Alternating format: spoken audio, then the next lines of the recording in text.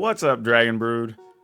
Actually, I say that to open all my videos, and it's actually kind of funny because I use that on my gaming channel forever because I was creating a group that we eventually called the Brood, but actually, as it turns out, one of the popular names for a group of hens is a brood of hens.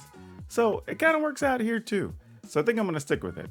So, what's up, Dragon Brood? Today I want to talk a little bit about how we feed our chickens. I think that's one of those things that's come up a few times because people said, like, hey, with 6 chickens, how do you feed them and make sure they're all eating and keep their stuff separated or whatever? And it's not really all that tricky. First off, let me talk about just like what it actually costs to feed chickens. It's actually not nearly expensive as people would think. And truthfully, I would even say that chickens are probably the cheapest pets we've ever owned, or animals we've ever owned, depending on how you value or view your animal/pets.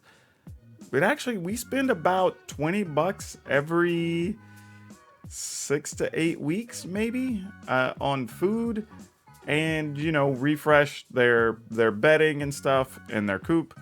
When it's winter months, we have to do it more often. I'm gonna do a whole video on that later, but as far as food goes, very, very cheap. And when you consider that between the 6 of them, we're actually getting something like 2 dozen plus eggs a week when they're in full lay between the 6 of them, it's not a bad deal. They're giving us a few dollars back every week, and we're spending the equivalent of like $2 a week, maybe, to take care of them and feed them.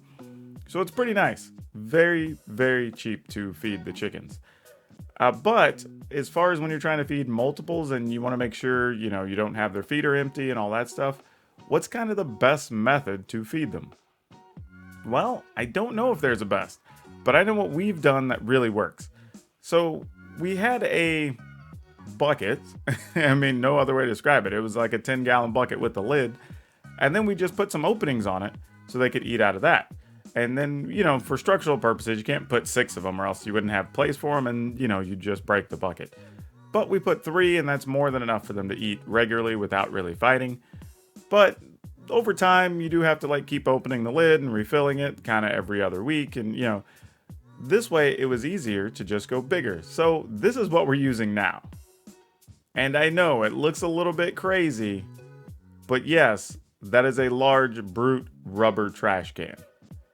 And it works brilliantly.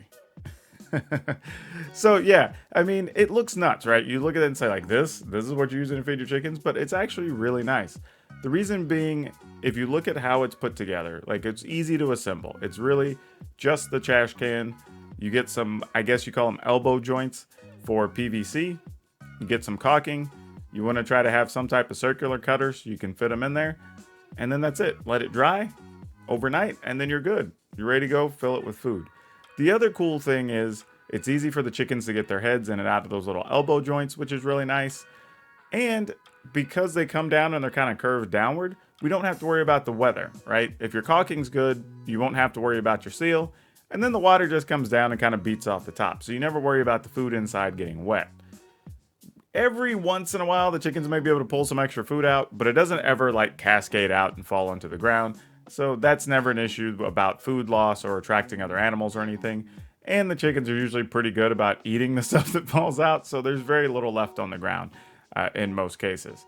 And the thing is, it's not very expensive either. I mean, these are all parts you can get at any of your local Lowe's, Home Depot, damn near anywhere. So very easy to get a solution for something like this and be able to feed multiple chickens at one time. And you can literally, the cool part about having this new brute trash can feeder, if you want to call it that, is we can now just take the full size bag, which is usually a good size. I mean, we're talking about something about the size of my torso or whatever, and we can just dump it all in there. And all we have to do is periodically check to see if it's low. Then we go out, buy some more, come back, fill it up again. So now instead of having to deal with it regularly or even having the opportunity to forget, that it might be getting low and have to refresh it, now it's less likely that's going to happen because we only have to do it, like I said, once every 8 weeks or so. At this rate, 6 to 8 weeks, depending on how active they are and how much they're eating, or how much we're supplementing the chicken food with table scraps and whatnot, which we'll talk about that now. When you have chickens, you kind of have little I don't know, garbage disposals that are just running around your yard for the most part. And they will eat nearly anything. The only things really that I have to watch regularly when we're feeding them is don't give them nightshades. That's bad for chickens. And you don't want to give them stuff that's too high in salt. That's another thing. They don't process that all that well, and it could be very dangerous, if not deadly, to them. So be very careful about that. But, you know, we've had days where we've had extra, like, French fries that weren't too salty, and we just toss those out, let them eat the French fries. But in some cases where you have a bunch of stuff like very salty, maybe potato chips, or even something like pretzels that have a lot of just the raw salt on them, not necessarily something you want to give to your chickens. That being said, though, you know, when we have extra pasta, or actually, I wish we would have got footage of this because my significant other tossed this out there when I wasn't at the house because I was busy running some errands. But we had some leftover blackberry cobbler, and you know, it'd been sitting for a few days. You want to give it to them before it starts molding, but you know, it's kind of like enough that we're not going to eat it. So we took it out there and they loved it. I mean, they already loved the blackberries that we have out in the yard, so it wasn't a surprise. But this was like blackberry plus bread, so of course they lost their mind. The best part for us is that we're minimizing waste for sure. You know, we're not just tossing stuff into the trash. Food is at least going to use, if not to us, to our animals. The other thing too is it actually kind of extends out the longevity of their actual food that we're feeding them. So it has a lot of benefits. Outside of that, then it's just, you know, making sure they have plenty of water. And we're not really big fans of the traditional water containers you get, you know, at the like feed supply stores or whatever. And we're still talking about what new designs we might want to look at. Speaking of, if y'all have some really good designs you use for feeding your outdoor animals, your birds, your chickens, put a link or give me a comment down below because I'd be very interested. That's one of the things we are looking for right now to upgrade and change, especially as we move into the winter months. I want to find something a little nicer for them. So if you have anything, I would gladly take that suggestion from you. Brute trash can feeder. That's my suggestion if you want the best way to feed multiple chickens. 1 per 6 at least works for us. So maybe that's the ratio you should be targeting.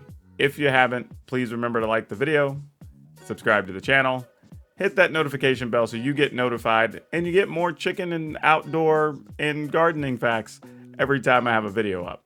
We'll see you next time.